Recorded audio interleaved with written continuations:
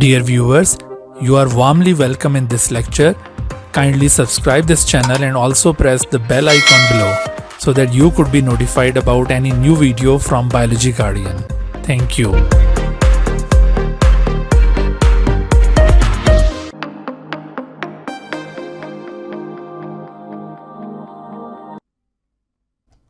बिस्मिल्लाहिर्रहमानिर्रहीम। रब्बिश्रह ली सदरी व यस्सिर ली अमरी वहलुल उक़दतम मिन लिसानी यफ़क़हू क़ौली। Hello, dear students, welcome to lecture number 5 of chapter number 14 of NBF Biology second year. And today, we are going to discuss the respiratory volumes and control of breathing, so, let's start the lecture. बिस्मिल्लाहिर्रहमानिर्रहीम।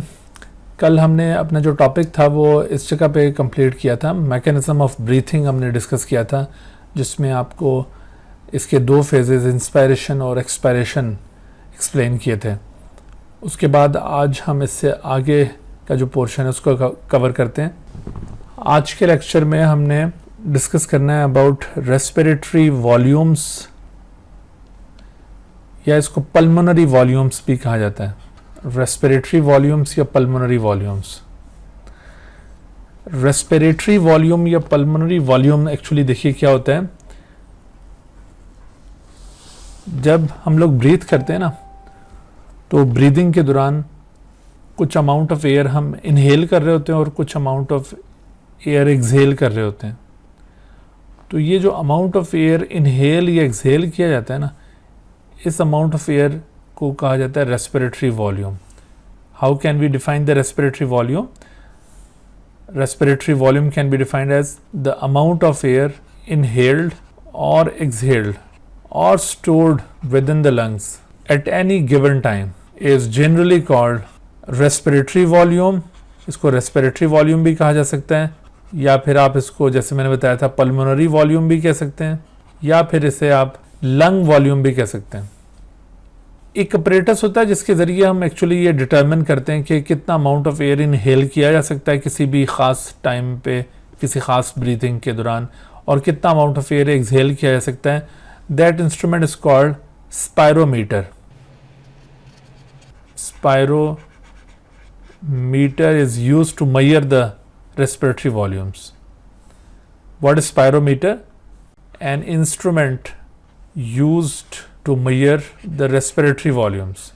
ठीक है, तो इस respiratory volumes को measure करने के लिए जो apparatus हम यूज़ करते हैं, जो इंस्ट्रूमेंट यूज़ करते हैं, उसे कहते हैं spirometer। और इस टेक्निक को, जिस टेक्निक के थ्रू हम मेजर करेंगे, this technique is known as spirometry, और in other words the use of spirometer is called spirometry. इसको आप स्पायरोमीट्री कह सकते हैं। स्पायरोमेट्री को कैसे डिफाइन करेंगे? द टेक्निक और प्रोसेस और procedure to measure the respiratory volumes is called spirometry. ठीक है जी। तो जब आप स्पायरोमेट्री के ज़रिए, स्पायरोमेट्री में जब आप स्पायरोमीटर को यूज़ करते हुए जब ये रेस्पिरेटरी वॉल्यूम मेजर करते हैं, तो आपको पता चलता है कि हम रेस्ट की हालत में और जब कोई डीप ब्रीथिंग करते हैं उस वक्त ये डिफरेंट वॉल्यूम्स हम इनहेल और एक्सहेल कर रहे होते हैं। मिसाल के तौर पर हम एक वॉल्यूम है एयर का जो हम आम तौर पर रेस्ट की हालत में इनहेल और एक्सहेल करते हैं, तो उसे कहा जाता है टाइडल वॉल्यूम। टाइडल वॉल्यूम का क्या कॉन्सेप्ट होता है? Tidal volume term is used for the amount of air which is inhaled और exhaled during normal breathing at the time of rest. जैसे इस वक्त आप पढ़ने के लिए बैठे हुए हैं ना, तो इस वक्त आप रेस्ट की हालत में या कोई काम कर रहे हैं। देखो, बायोलॉजिकल पॉइंट ऑफ व्यू से ना दो स्टेट्स होती हैं हमारी, या तो हम रेस्ट की हालत में होते हैं या इमरजेंसी स्टेट में होते हैं। रेस्ट की हालत ये होती है कि जब हम रूटीन काम कर रहे होते हैं ना, ये रेस्ट है हमारा बायोलॉजिकली। और जबकि इमरजेंसी स्टेट क्या होती है? जब भी कोई ऐसी अनइवन सिचुएशन डेवलप हो जाए, जब हमारे बॉडी का सिंपैथेटिक नर्वस सिस्टम एक्टिवेट हो जाए। नर्वस सिस्टम की एक टाइप होती है, एक डिवीज़न होती है उसकी, सिंपैथेटिक नर्वस सिस्टम। तो वो सिंपैथेटिक डिवीज़न जब हमारी एक्टिवेट हो जाए, तो वो स्टेट दरअसल हमारी इमरजेंसी स्टेट होती है और उसके अंदर हमारे अंदर के जो फंक्शंस हैं ना वो बड़े चेंज हो जाते हैं। तो इस वक्त हम लोग जो रूटीन का काम करें तो इसका मतलब है कि हम बायोलॉजिकली एट रेस्ट हैं। तो अब इस रेस्ट की हालत में आप सांस तो ले रहे हैं ना, तो जितना भी अमाउंट ऑफ एयर आपके लंग्स के अंदर जा रहा है और जितना बाहर निकल रहा है, ठीक है, तो दोनों में से किसी एक को, नॉट बोथ, ठीक है, अमाउंट ऑफ एयर इनहेल्ड और एक्सहेल्ड, ऐसा नहीं है कि जो इनहेल किया हुआ वो अमाउंट और जो एक्सहेल किया जा रहा है वो अमाउंट, दोनों का सम टाइडल वॉल्यूम होगा। Tidal volume refers to the amount of air which is inhaled or exhaled during normal breathing at the time of rest is called the tidal volume। और ये कितना अमाउंट होता है? This amount is just 0.5 litre या फिर इसको 500 ml कह सकते हैं। ये मैं आपको एक एडल्ट ह्यूमन बीइंग के बारे में बता रहा हूँ, ठीक है, क्योंकि ये जो टाइडल वॉल्यूम है या फिर इसके अलावा बाकी अभी जो वॉल्यूम्स आपको बताए जाएंगे, सो ये जितने भी वॉल्यूम्स होते हैं ना ये वेरी करते रहते हैं, ये चेंज होते रहते हैं depending upon the depth of the respiration, ठीक है। ये वॉल्यूम्स जनरली चेंज होंगे, मे वेरी का मतलब होता है चेंज हो सकते हैं, किसकी बुनियाद पर? Depending upon depth of breathing, यानी आप कितना जोर से सांस ले रहे हैं। तो इस वक्त आप बहुत जोर जोर से सांस तो नहीं ले रहे ना, आप हल्का हल्का सांस ले रहे हैं नॉर्मली, तो ये डेप्थ ऑफ ब्रीथिंग के ऊपर भी डिपेंड कर रहा था वॉल्यूम, डेप्थ ऑफ रेस्पिरेशन भी आप इसको कह सकते हैं। जेंडर के ऊपर भी डिपेंड करता है, यानी मेल्स और फीमेल्स के अंदर इन वॉल्यूम्स में फ़र्क हो सकता है, तो जेंडर पर भी डिपेंड करता है, एज पर भी डिपेंड करता है। एक छोटा बेबी जितना अमाउंट एयर का इनहेल या एक्सहेल कर सकता है और जितना एक बड़ा कर सकता है उसमें फ़र्क होगा। और कुछ मुख्तलिफ रेस्पिरेटरी डिजीज़ हैं, रेस्पिरेटरी डिजीज़, जैसे मिसाल के तौर पर कोई शख्स जो है वो एस्थमा का पेशेंट है या कोई शख्स ब्रोंकाइटिस का पेशेंट है, एम्फेसीमा, ये मुख्तलिफ रेस्पिरेटरी डिसऑर्डर्स हैं, अभी आगे चल के हम पढ़ेंगे। तो अगर वो शख्स किसी किस्म के डिसऑर्डर में मुब्तला है तो ऐसी सूरत में भी उसका जो ये रेस्पिरेटरी वॉल्यूम होगा, ये टाइडल वॉल्यूम, वो वेरी करेगा। तो आप याद रखिए कि ये जो रेस्पिरेटरी वॉल्यूम्स होते हैं जिनकी एक टाइप अभी मैंने आपको बताई है tidal volume, they may vary depending upon the depth of breathing, gender, age या रेस्पिरेटरी डिजीज़। तो ये जो मैं आपको यहाँ पे इस वक्त अमाउंट बता रहा हूँ कि the amount of air which is inhaled और exhaled during normal breathing at the time of rest, that is 5.5 litre या फिर 500 ml। ये कि एडल्ट ह्यूमन बीइंग में जो कि बिल्कुल फिट है, किसी किस्म की रेस्पिरेटरी डिजीज़ में शिकार नहीं है और वो नॉर्मल ब्रीदिंग कर रहा है, मेल इंडिविजुअल हो सकता है वो, ठीक है, आमतौर पर मेल्स की ये फिगर्स दी गई होती हैं और वो एडल्ट ह्यूमन बीइंग होगा। तो इस हालत में आप देखें कि अमाउंट कितना होगा, 500 ml।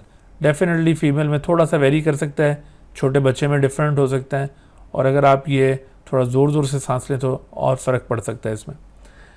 तो ये अमाउंट ऑफ एयर इनहेल किया जाए, ये बात बहुत अच्छी तरह से जहन में बिठा लो बेटा कि ये जो टाइडल वॉल्यूम का अमाउंट आपको बताया ना 500 ml, this is not the sum of amount of air inhaled and the amount of air exhaled, इन दोनों का ये सम नहीं है, ठीक है। ये दोनों में से किसी एक को हमने कहा है कि जो आपने एयर इनहेल की है वो भी 500 ml थी eight the time of rest, और जो आपने एयर एक्सहेल की है वो भी 500 ml eight the time of rest, okay. तो दोनों में से किसी एक को हम ये 500 ml कह रहे हैं। दोनों का सम करेंगे तो क्या हो जाएगा, शाबाश बोलो, 1 लीटर 1000 मिलीलीटर हो जाएगा अगर आप इसको सम अप करेंगे तो, ठीक है। तो ये केयरफुल है ना, यहाँ पर अक्सर एमसीक्यूज में फंसाने की कोशिश की जाती है। अच्छा, तो ये तो है टाइडल वॉल्यूम। लेकिन जब आप कोई बहुत ज़्यादा डीप ब्रेथ लेंगे ना, बहुत गहरा सांस लेंगे, गहरा सांस, तो ऐसी सूरत में आप मज़ीद कितनी एयर को इनहेल कर सकते हैं? 500 ml तो आप नॉर्मली इनहेल कर पा रहे थे ना, लेकिन आप ज़रा एक गहरा सांस, जैसे आप डॉक्टर के पास जाएं और आपको कहता है वो, आप ज़रा गहरा सांस लें बहुत ज़ोर से, जैसे आपने कभी बैलून फैलाया, बैलून, ठीक है ना, गुब्बारा फुलाते हुए आप क्या करते हैं, आप एक बहुत गहरा सांस अंदर खींचते हैं और उसके बाद फिर उसको बाहर निकालते हैं ताकि वो हवा उस बैलून में भरी जा सके।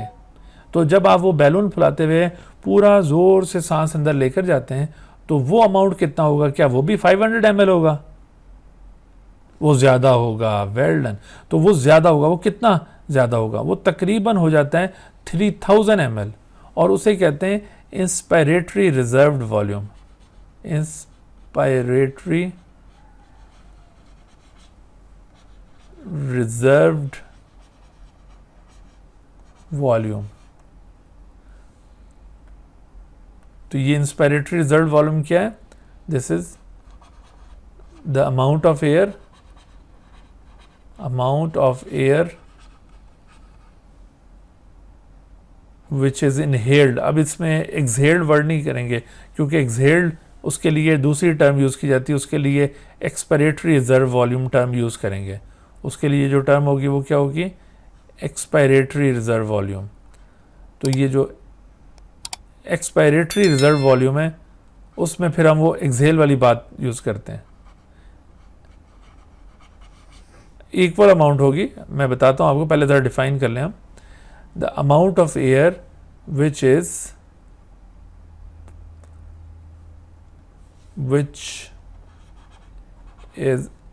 इनहेल्ड। मैंने इस वजह से साथ ही लिख दिया ताकि हम यहाँ पर जब ये इनहेल्ड वर्ड यूज़ कर रहे हैं तो आप एक्सपायरेटरी रिजर्व वॉल्यूम को डिफाइन करते हुए यहाँ पे कौन सा वर्ड यूज़ करेंगे? एक्सहेल्ड। तो amount of air which is inhaled during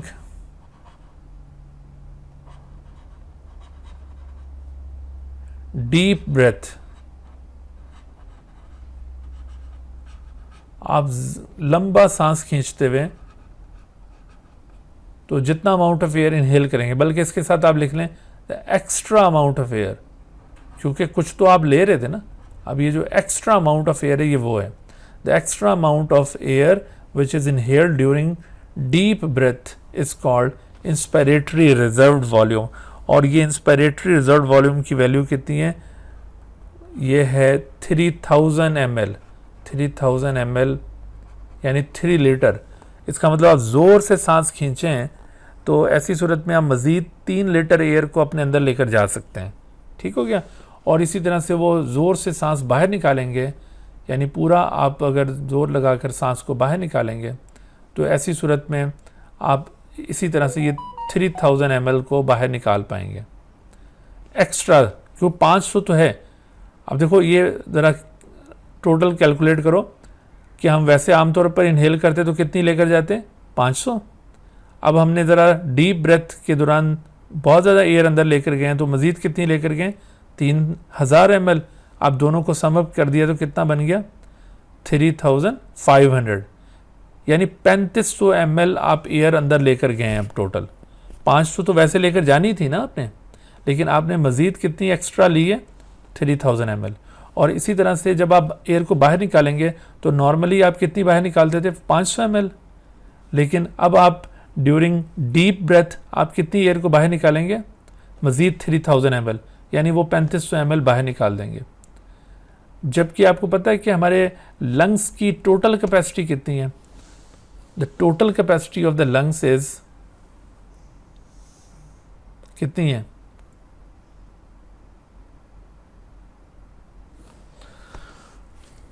ये इस ग्राफ में इस चीज़ को हम देखते हैं। आप देख रहे हैं इस ग्राफ में ये आपको ऐसे दिखाया, ये ऊपर की तरफ ग्राफ जा रहा है, फिर ये नीचे की तरफ आ रहा है, फिर ऊपर की तरफ जा रहा है, फिर नीचे की तरफ आ रहा है। ये जितनी दफ़ा ग्राफ ऊपर जा रहा है ना, ये इंस्पायरेशन है।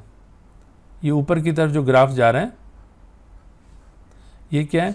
इंस्पायरेशन, यानी इनहेल कर रहे हैं हम। इंस्पायरेशन। और ये ग्राफ ये जब नीचे आ रहा है तो ये क्या हो रहा है, दिस इज एक्सपायरेशन।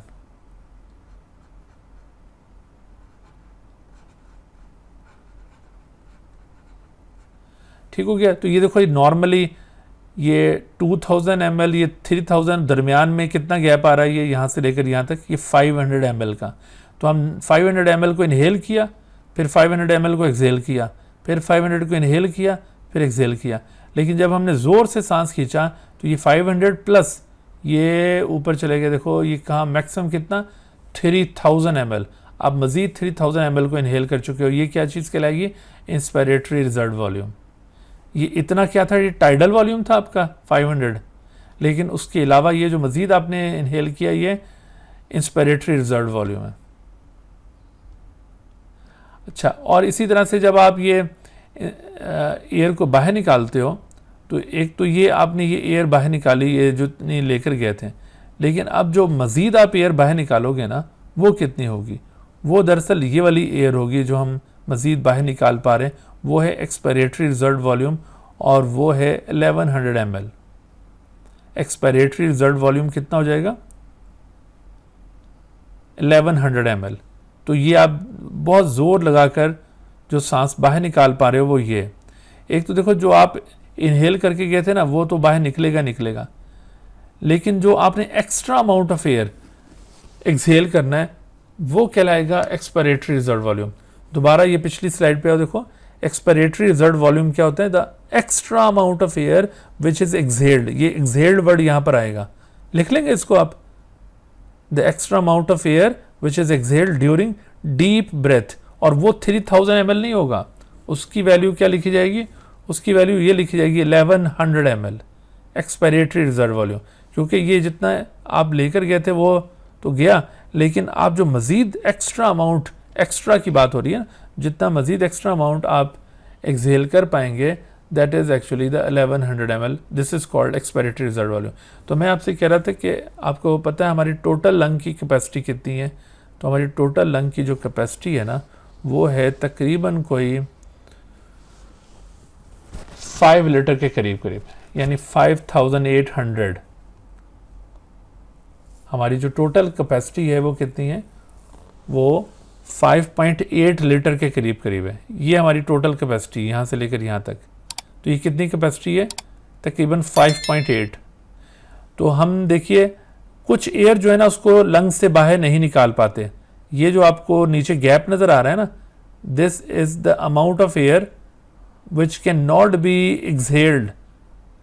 जब आप पूरा जोर लगा के सांस बाहर फेंकते हैं, जब आप एयर को बाहर निकालते हैं पूरा जोर लगा के, तो उस वक्त एक्चुअली आप सारी की सारी लंग्स की एयर को बाहर नहीं निकाल पाते। सारी एयर क्यों नहीं निकाल पाते, ज़रा सोचो इस बात पे। सारी एयर आप इस वजह से नहीं निकाल पाते कि हमारे लंग्स के ऊपर, आपको याद है कि प्रेशर, हम बता रहे थे कि जैसे जैसे प्रेशर बढ़ता जाएगा तो लंग्स अंदर से एयर को बाहर फेंकते जाएंगे।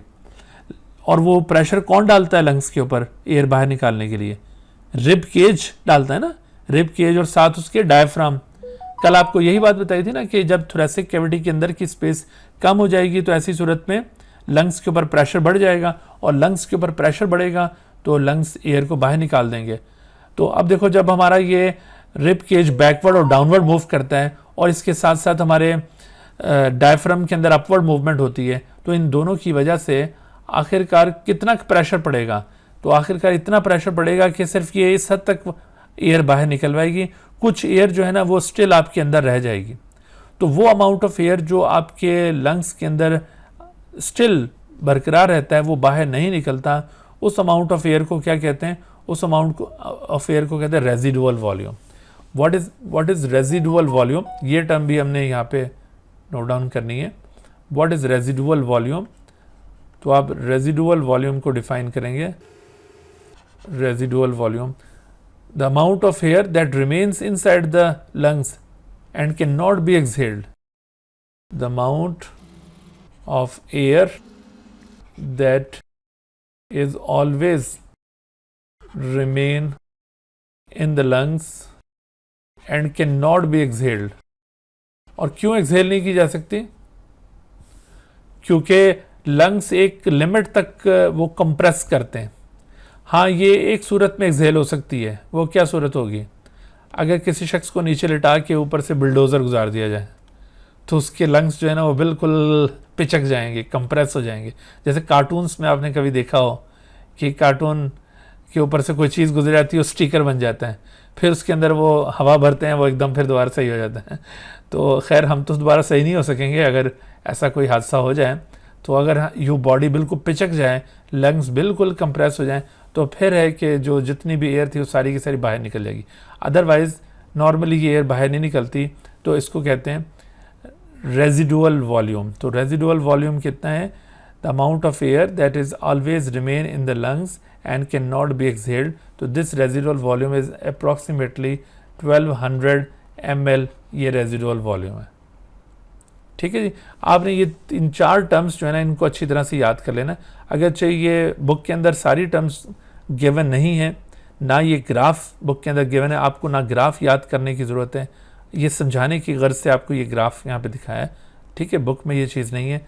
बुक में सिर्फ ये जो टर्म है ना टाइडल वॉल्यूम, उसको प्रॉपरली दिया हुआ है। इंस्पायरेटरी रिजर्व वॉल्यूम का भी थोड़ा सा कॉन्सेप्ट दिया हुआ है, और इसका भी, क्योंकि ये थोड़ा टॉपिक जो है ना इसको मॉडिफाई किया और चीज़ें निकाल दी गई हैं इसमें से। तो अभी जो 2020 का एडिशन आएगा तो उसमें मुमकिन है कि कुछ चीज़ें और कई टॉपिक से कम होंगी, वो भी आपको पता चलेगा। बहरहाल आपने बेटे कॉन्सेप्ट वाइज ये टाइडल वॉल्यूम का भी कॉन्सेप्ट याद रखें, inspiratory reserve volume, expiratory reserve volume. ठीक है, और जो मैंने आपको फिर अगले पेज पे ये रेजिडुअल वॉल्यूम, इन सब को ज़रूर याद रखें, क्योंकि आगे इंशाल्लाह आप मेडिकल कॉलेजेस के एंट्री टेस्ट भी देंगे तो सम टाइम थोड़ा सा कुछ चीज़ें जो है ना वो कोर्स से हट के भी आ जाती हैं, क्योंकि उसमें ए लेवल्स के बच्चे भी अपीयर हो रहे होते हैं ना मेडिकल कॉलेज के एंट्री टेस्ट के अंदर। तो इस वजह से सम टाइम आपकी कोर्स से ज़रा सा चीज़ें हट के भी आ जाती हैं। तो आगे आप लोगों ने डॉक्टर बनना है ना, गुड। तो आपने आगे इंशाल्लाह फिर एफएससी के बाद ये मेडिकल कॉलेज का एंट्री टेस्ट भी पास करना है। तो इस वजह से थोड़ी थोड़ी सी चीज़ें जो रेलेवेंट हों और कोर्स से एडिशनल हों तो उनको भी ज़रूर कवर करने की कोशिश करें। अच्छा जी, तो ये हमने डिस्कस कर लिया रेस्पिरेटरी वॉल्यूम। उसके बाद हमारा आज का दूसरा टॉपिक है जी कंट्रोल ऑफ ब्रीदिंग। हाँ जी, तो ब्रीदिंग कैसे कंट्रोल होती है? अच्छा, ब्रीदिंग के अंदर 2 तरह का कंट्रोल इन्वॉल्व है। इनमें से एक कंट्रोल को हम कहते हैं इनवॉलंटरी कंट्रोल,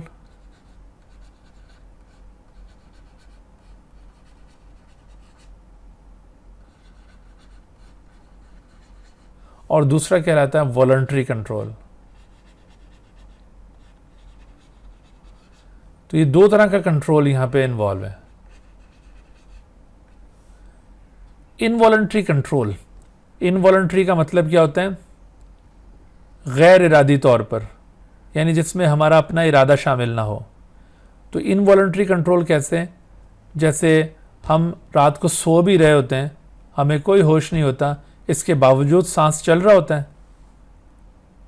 तो ये कैसे मुमकिन हो रहा है? ये असल में हमारे बॉडी के अंदर एक रेगुलेटरी सेंटर है जो ऑटोमेटिकली उसको कंट्रोल किए हुए। तो ये इनवॉलंटरी कंट्रोल है। जबकि वॉलंटरी कंट्रोल क्या होगा? जैसे मैं आपसे कहता हूं कि सब लोग 1 मिनट के लिए सांस रोकें, तो आप सब लोग एक दफ़ा सांस रोक लेंगे, तो इसका मतलब आपने इरादतन सांस को रोका है ना।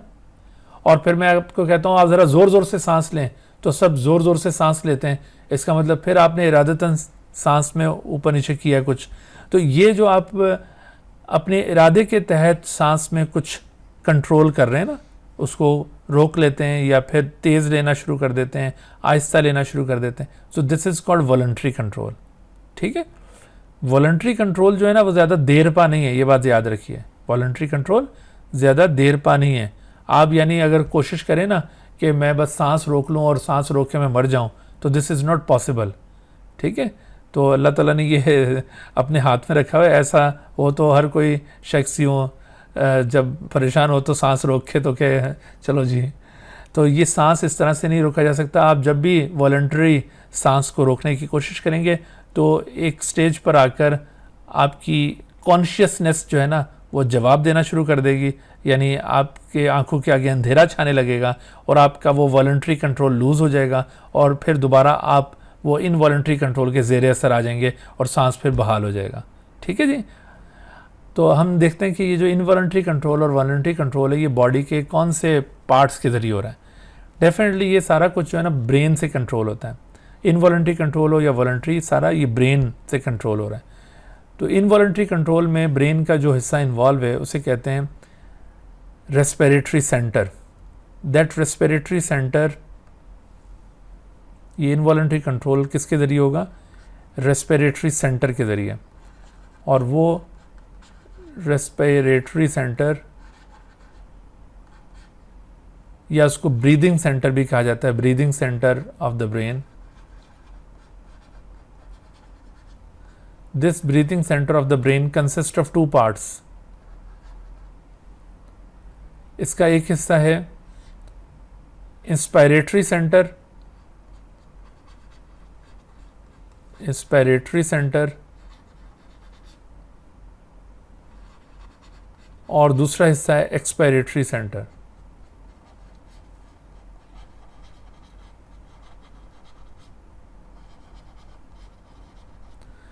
इंस्पायरेटरी सेंटर कहाँ मौजूद है? Inspiratory centre is present eight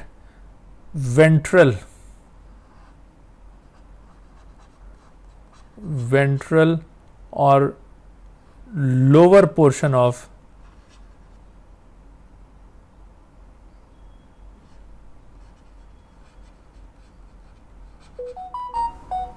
medulla oblongata.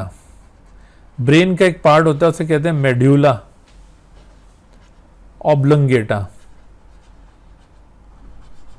तो ये जो मेड्यूला ऑब्लंगेटा है ब्रेन का एक पार्ट है, हाइंड ब्रेन में ये इंक्लूडेड है। तो इस मेड्यूला ऑब्लंगेटा का जो वेंट्रल या लोअर पोर्शन होता है ना, this is actually the inspiratory centre. हम जो सांस को अंदर लेकर जाते हैं ना, वो इसके जरिए कंट्रोल हो रहा है। और expiratory centre is situated at the dorsal, जिसको टॉप पोर्शन कहेंगे, डॉर्सल ये टॉप, एंड द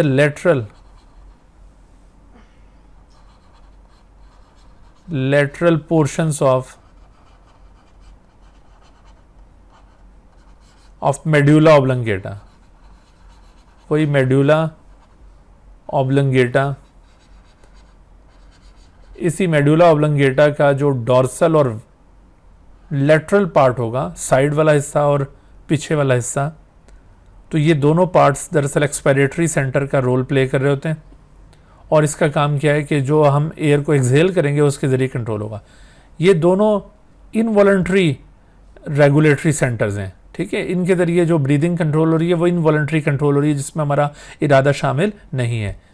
अलबत्ता जो हम इरादतन कंट्रोल कर रहे हैं, वॉलंटरी कंट्रोल, वो इनके ज़रिए नहीं हो रहा। वो कहाँ से हो रहा है? उसके अंदर ब्रेन के मज़ीद दो पार्ट्स इन्वॉल्व हैं। उनमें एक पार्ट है सेरिब्रम और दूसरा पार्ट है लिम्बिक सिस्टम। सेरिब्रम आपको पता है ये ब्रेन का लार्जेस्ट पार्ट है। अभी हम आगे चलकर अगले चैप्टर्स में ब्रेन को डिटेल से डिस्कस करेंगे। सो आप देखेंगे cerebrum is the largest part. तो सेरिब्रम ये, जैसे हम कभी कॉन्शियसली सांस को रोकते हैं,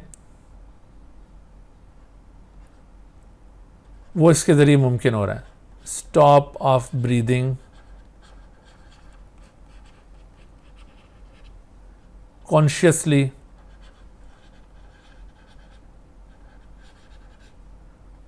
for some period। ठीक है, एक महदूद मुद्दत के लिए आप जो सांस को रोकते हैं ना, वो अरसा कितना होगा वो डिपेंडिंग अपॉन द पर्सन वो वेरी करता है। जो शख्स योगा एक्सरसाइजेस करते हैं ना, योगा एक्सरसाइजेस, वो बहुत ज़्यादा देर तक अपना सांस रोक सकते हैं। वो प्रैक्टिस करते हैं 1 मिनट 2 मिनट यूँ करते करते करते आधा आधा घंटा वो अपना सांस रोक लेते हैं। और बाज़ जो योगी हैं वो इससे भी ज़्यादा अरसे के लिए वो अपना सांस रोक पाते हैं। लेकिन एक आम इंसान को अगर आप कहें कि वो सांस रोके, तो अगर तो वो स्मोकर है तो वो तो चंद सेकंड के लिए भी नहीं रोक सकेगा सांस, अगर वो स्मोकर है। और अगर वो हेल्दी पर्सन है तो वो आमतौर पर शायद 1 मिनट तक सांस रोक पाए। तो इससे ज़्यादा सांस रोकना उसके लिए मुमकिन नहीं रहेगा। क्यों? क्योंकि जैसे ही वो सांस रोकेगा तो कुछ थोड़ी देर के बाद आहिस्ता आहिस्ता उसकी कॉन्शियसनेस लूज़ करना शुरू कर देती है। जैसे कॉन्शियसनेस क्या होती है, यानी उसकी जो कुव्वत इरादी है ना, वो लूज़ करना शुरू कर देगी। तो वो कॉन्शियसनेस जैसे जैसे वो लूज़ होगी और उसकी आंखों के आगे अंधेरा छाने लगेगा, तो एकदम वो सेरिब्रम का जो कंट्रोल था वो ख़त्म हो जाएगा उसके ऊपर से, और वो दोबारा ये इस जो रेगुलेटरी सेंटर था हमारी ब्रीदिंग का, उसके ज़ेरे असर चला जाएगा वो प्रोसेस, और फिर दोबारा सांस बहाल हो जाएगा। इसी तरह से हम जो ज़्यादा तेज़ सांस लेना शुरू कर देते हैं या फिर हम थोड़ा सा हल्का सांस लेना शुरू कर देते हैं, वो भी सेरिब्रम की वजह से मुमकिन हो रहा है। तो इरादतन आप इस तरह से सांस में जो भी कोई चेंजेस करेंगे वो ये सेरिब्रम से ताल्लुक़ रखता होगा। अच्छा सॉरी, मैंने यहाँ पे ये लिम्बिक सिस्टम को इंक्लूड कर दिया वॉलंटरी कंट्रोल में। लिम्बिक सिस्टम का ताल्लुक वॉलंटरी कंट्रोल से नहीं है, ये भी इनवॉलंटरी टाइप का कंट्रोल रखता है। ठीक है, वॉलंटरी कंट्रोल सिर्फ यही सेरिब्रम के ज़रिए होगा। ठीक है, इसको ज़रा करेक्ट कर लें। ये जो लिम्बिक सिस्टम का रोल है ना, वो भी इनवॉलंटरी कंट्रोल से मुताल्लिक है। इनवॉलंटरी कंट्रोल की एक किस्म ये लिम्बिक सिस्टम के ज़रिए भी कंट्रोल हो रही है।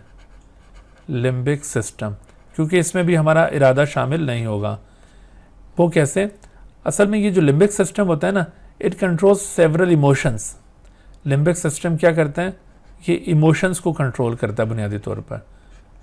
Control emotions. इमोशंस क्या होते हैं? जज्बात। हमारे जज्बात को ये कंट्रोल करता है। मिसाल के तौर पर ये मुख्तलिफ जो सिचुएशंस होती हैं उनमें हमारे जज्बात डिफ़र कर रहे होते हैं ना। जैसे किसी शख्स से अगर आपको प्यार है, वो अच्छा लग रहा है आपको, तो एक जज्बा है ना ये भी। और किसी शख्स से आपको नफ़रत है, हेट, तो ये भी एक जज्बा है। किसी शख्स पर आपको गुस्सा आता है, रेज। रेज कहते हैं गुस्से को, ठीक है।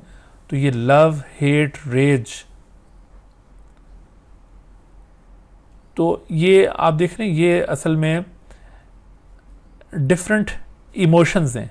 और इसी तरह से कुछ इमोशंस जो होते हैं ना, वो कुछ ख़ास हालत के अंदर वो इमोशंस डेवलप होते हैं। तो ये जो इमोशंस होते हैं ना, इन इमोशंस के दौरान आपने कभी महसूस किया है कि आपके सांस में भी थोड़ा सा रद्दोबदल आएगा? ठीक है, प्यार की हालत में, हेट या गुस्से की हालत में आपके सांस में थोड़ा सा चेंज आएगा। तो वो जो चेंज आता है ना, वो दरअसल वो हमारे अपने कंट्रोल में नहीं होता, वो भी इनवॉलंटरी कंट्रोल है। And that involuntary control is carried out by limbic system. उस वक्त ये लिम्बिक सिस्टम दरअसल ये इन्फ्लुएंस कर रहा होता है ब्रीदिंग को। तो इसका मतलब है कि इनवॉलंटरी कंट्रोल वैसे तो नॉर्मली ये रेस्पिरेटरी सेंटर के ज़रिए हो रहा था कंट्रोल, लेकिन इसके अलावा इनवॉलंटरी कंट्रोल लिम्बिक सिस्टम के ज़रिए भी है, क्योंकि लिम्बिक सिस्टम दरअसल इमोशंस को कंट्रोल करता है। And by controlling the emotions, limbic system has also influence upon the rate of breathing. Understand? अच्छा, एक नॉर्मल पर्सन में ये रेट ऑफ ब्रीदिंग होता कितना है? तो आमतौर पर ये जो रेट ऑफ ब्रीदिंग है ना, rate of breathing normally eight the time of rest, at rest, ये तकरीबन 15 to 20 टाइम्स। 15 to 20 टाइम्स कितने अरसे में? पर मिनट। 1 मिनट के अंदर 15 to 20 टाइम्स आप ब्रीथ करते हैं। और जब कोई एक्सरसाइज हो, ड्यूरिंग एक्सरसाइज, ड्यूरिंग एक्सरसाइज या फिर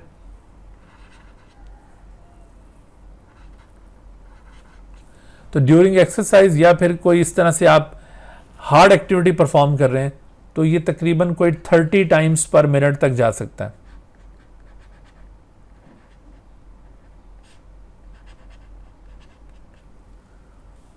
और बाज़ लोग जो है ना, वो शॉर्ट ब्रेथ का शिकार हो जाते हैं बाज़ डिजीज़ के अंदर।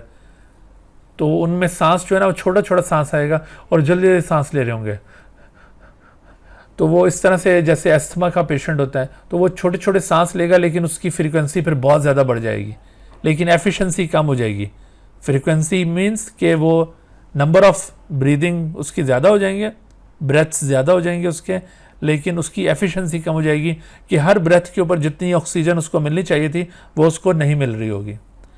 बताओ, ये जो स्मोकिंग करने वाले लोग होते हैं तो उनमें जो ब्रीदिंग है वो डीप ब्रीदिंग होती है या शॉर्ट ब्रीदिंग होती है, यानी वो छोटे छोटे सांस लेते हैं या लंबे सांस ले सकते हैं?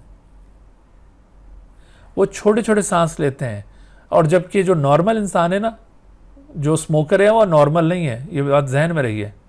ये बार बार आपको ये स्मोकिंग के बारे से इस वजह से बताया जा रहा है कि यू शुड बी केयरफुल, क्योंकि ये बहुत ही बुरी आदत होती है। तो इस वजह से स्मोकिंग से हमें अवॉइड करना है।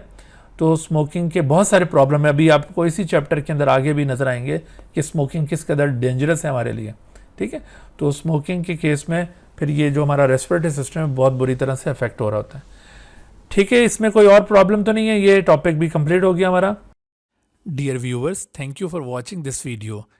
If you have not subscribed this channel, kindly subscribe it and also press the bell icon below so that you could be notified about any new video lecture from Biology Guardian.